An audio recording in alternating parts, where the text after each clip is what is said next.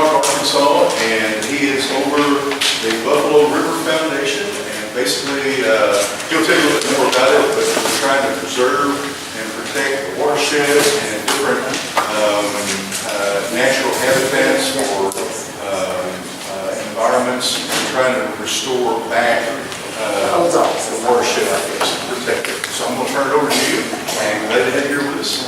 Thank you. Thanks for having me today. I'm going to go fast and be loud since I know it's late in the day and everybody's snoozing a little bit. If you want to learn a little bit more about our foundation, I'm going to pass a sign-up sheet around if you want an email or mail from us.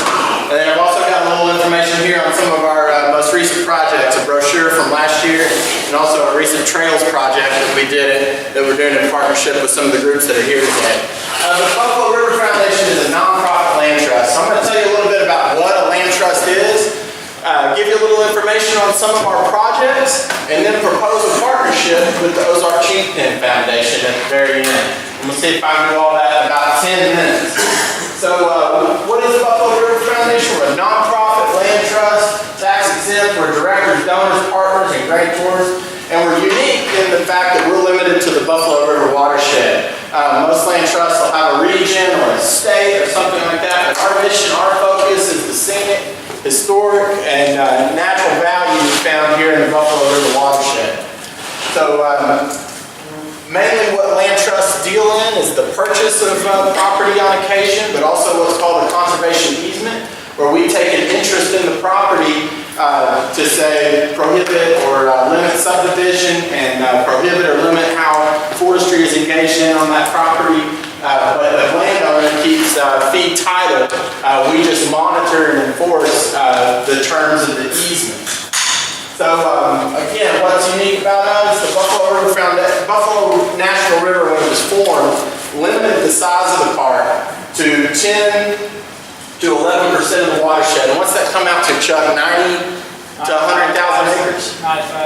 95,000 acres? 96,000. So there's a little bit of property in the watershed that's in federal hands through the Forest Service. There's some state wildlife management areas. But if we're going to further conservation in the Buffalo River watershed, it's going to have to be on private land. And that's the mission of the Buffalo River Foundation. So there's a beautiful view of the middle river there. We deal primarily in conservation easements. We also have several partnerships like the one I'm going to propose today, and we accept donations of land and engage in purchases. So conservation easement is filed at the courthouse. We've got several of them filed just a few blocks away down here, and it runs in perpetuity with the land. That means that just because the land sells doesn't mean you come out from under the conservation easement. It runs with the land in perpetuity. And that's why a land trust is important as an entity to be there to monitor and enforce those laws. The motivation for a lot of donors is that they can get a tax deduction equal to the value of that easement. That's kind of, the thing that we put out there. You have to have a conservation purpose. But most of our donors are interested in conservation first and foremost, and their tax deduction second. So that's the kind of landowner we're looking for. Someone that's willing to engage in us on a conservation basis. We have an easement act here in Arkansas that makes all that possible. 100 years ago, you couldn't have an easement on a property you didn't live next door to. Now, we're fortunate enough to have a state law that changed common law and allows us to live somewhere else or exist somewhere else but have an interest in property. So it's a little technical, but it makes sense if you think about our traditional understanding. All right, so grantors, they have several benefits. But peace of mind that their property is going to be looked after and managed in a way that's consistent with their conservation values is the primary thing we offer. You can also get a reduction in estate taxes or reduction in their property taxes, but also the deduction that was recently made permanent by Congress for their income taxes in 2015. So you can deduct up to 50% of your income in a given year, and you've got 15 years to eat up that deduction. So hopefully that'll make it available, not make it attractive, not to just people who are rich, but people who have a moderate income and could use that deduction over up to 15 years. So, all right, so a couple of our successes very quickly. Main Bluff is in the Middle River. focus on kind of two things. Ecologically significant or scenic or natural properties, and then also properties that adjoin the park. Most of our easements touch the park on one or two sides. Working on a purchase right now that touches the park on two sides. So our goal is to kind of just expand the footprint of the park a little bit. Because if you look, especially in the middle district, as Chuck can tell you, the park is very thin in places. There's a lot of private property within a couple hundred feet of the river. So that kind of are the kind of places that we want to focus on. Redmond Tract is one that we felt like it was a scenic easement, as you can see it from Boxley Valley. Little Buffalo River, we have an easement within a quarter or half a mile here that I went out and monitored this morning that runs about 2/3 of a mile on the river. I'll show y'all a couple of, the leading 80 is upstream from us. That's just an example of some of the properties we like to conserve. They're very steep. That steep property overlooking Murray Valley. It runs from the road that is right below this overlook all the way to the top of Murray Valley. A man lives on that property, donated the easement to us. We have a couple of existing partnerships I can tell you about. We worked with the Nature Conservancy to add 90 acres to the Smith Creek Preserve. If anybody's familiar with the Boxley Valley area, and Smith Creek goes up towards Fallsville from there.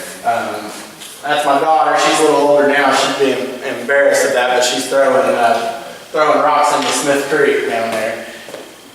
And another big one that we did with Nature Conservancy is Council Rock Forest. This is outside Mount Judy. It's one of the biggest contiguous pieces of property in the area that we were aware of that was in private lands. But finding 1,400 acres together in the Ozarks is hard to do. I mean, it has a history of homesteading, busting up properties into 80s and 160s, subsistence type farming from the 1850s into the 1960s, and finding 1,425 acres together.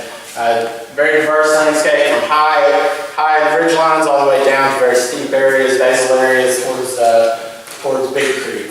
There you can see the map of it. There's two places to approach it, one from the south, and you can see it's a very steep, mountainous area. That's looking at it from the Mount Judy area up. And then this is one, I want to recognize one of our donors in the back here, Mr. Brad Taylor.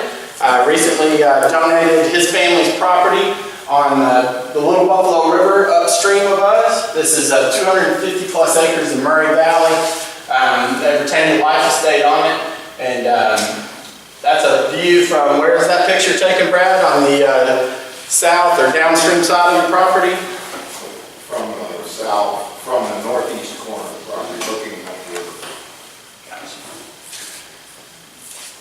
And this has got, again, a diversity of areas all the way from, it's about 2/3 of a mile of river frontage, all the way up to a very steep highlands area there along the Little Buffalo and in Wildcat Hollow. So one last one I want to mention, just as another variety of projects we do. We've got some folks here from are y'all from the North Central Arkansas chapter? Your chapter of the Master, what's that? South Mountains. Okay, yes. Your chapter or your group was, the Master Naturalists were very instrumental in us being able to purchase an in-holding in the park. 63 acres near South Long Road. It was blocking, the track is on the left side there. It's actually inside the park, and it was blocking the completion of the Buffalo River Trail between Highway 65 and 14. We recently concluded a campaign to buy that. So that's just kind of an example. We've bought property, we've had property donated, we deal in conservation easements, and we have a variety of ecosystem types up and down the river. So I was going to talk a little more about the Rockers Tract, but I just, you can see here, the family fought condemnation, and this is the park boundary right here. And they actually ended up with an in-holding in the park, which is pretty rare. But the trail needed to go along an old logging road right there, and the park didn't own it, so that's our need to purchase the property. So, to get to the point, after giving you the pitch on my foundation and my work, what can we do to work together? I'm proposing today that we reach some sort of agreement or memorandum of understanding to help repopulate the Chinquapin in the Buffalo River watershed. So how can I help with that? I can approach our easement donors. I can tell you the people that come to me are conservation-minded people. Some of them are former foresters that plant trees all over their property already. We have people that are really engaged in the future of the buffalo, and that's why they want to conserve their properties. But on my side, what kind of information can we provide back to the Chinquapin Foundation? As our duty as a land trust is to visit our encumbered properties every year. So I can work with Steve or work with the folks on your board to determine what kind of information or seeds you want back. And during my annual visits to the property, which I already have to do, we can monitor the trees, take pictures, provide that information back to the foundation and let you know how the seedlings are doing. So I think those are all things we could explore. And of course, on the properties that we own, we could go out and find suitable places to plant trees tomorrow. But by the end of the year, we should be at about 13 holdings in the watershed and just under 3,000 acres total. So I think we've got a lot of different opportunities, a lot of different types of properties that we can offer as potential places to repopulate these. So finally, I think I can also assist, if you've got an interest in other properties in the Buffalo, I can help with partnerships, be it with state lands or with fellow land trusts. There's a Northwest Arkansas Land Trust, Ozark Regional Land Trust, and of course the standard bearer in our business, the Nature Conservancy in Arkansas, all of whom I have a good relationship with and could help find places to repopulate these trees. So, how can we all help? We're always interested in people. Sign up, take some information, contact me. We can also help on spreading the word of each other's missions. Steve and I were talking about this in the hall earlier. We have about 12,000 followers on Facebook, and we've really worked to engage them and tell them about our mission, and we can share information on Facebook and in other mediums back and forth with our two foundations. So there's our group right there, our board, another picture of my kids, because, somebody mentioned Ken earlier. He's left our board, but he's our board member emeritus. We go and get him and bring him to our events anytime we can. But I'm welcome to, know we're running a little behind. I'm glad to answer any questions right now. Steve thinks we've got a minute or two, but what I would just like to charge everybody with is thinking about how we could engage in a partnership and help repopulate this tree throughout the Buffalo River watershed on VRF holdings. So, Steve, you got any questions or anything? If it'd be doable, I know Mike, Emily with NBC, even Preston, we've worked up a memorandum agreement, and then we've got some from US Forestry and Steve.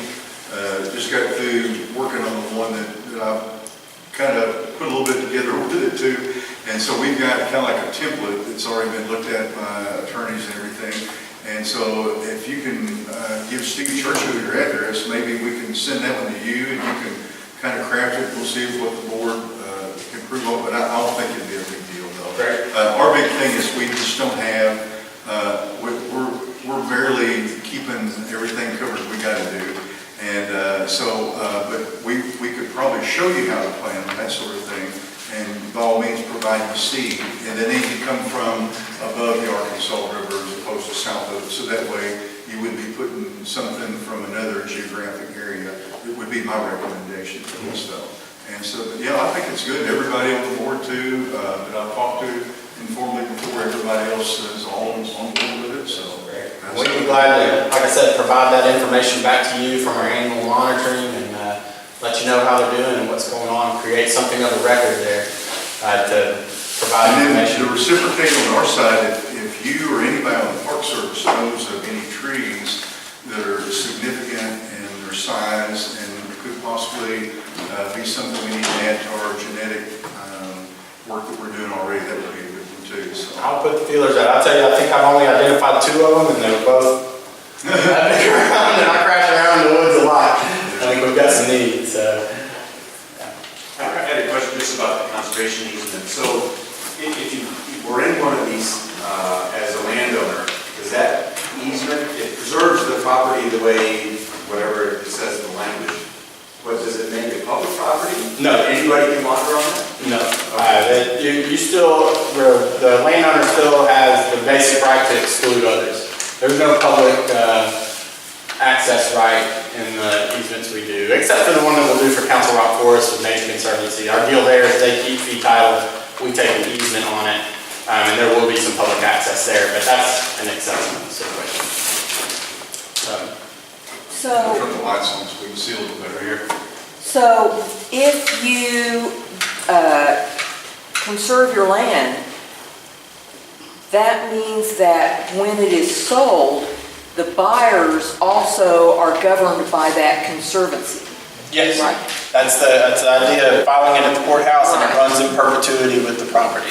But So, the way I understand it is that if you have areas on your land that you want to add a barn or something like that, that is a different, conserved in a different manner.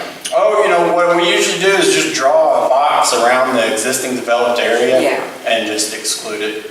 If there's 2 or 3 acres of a 80-acre tract that have a house, we'll say, well, you could build or rebuild anything that's already there, and landowner specifically reserves the right to build a barn. Okay. And then we just kind of cordon that part of it off, and our goal is to preserve the uplands, preserve the riparian areas. I'm not getting too worried about whether somebody rebuilds their house or not. I mean, it's already there, right? So try to be flexible. That's something we try to offer. I'm an attorney by training, and I also still practice, so I will write, rewrite, get it right until we're there to make the deal happen. So, anybody else? Good? All right, appreciate it, guys. Thanks for hearing me.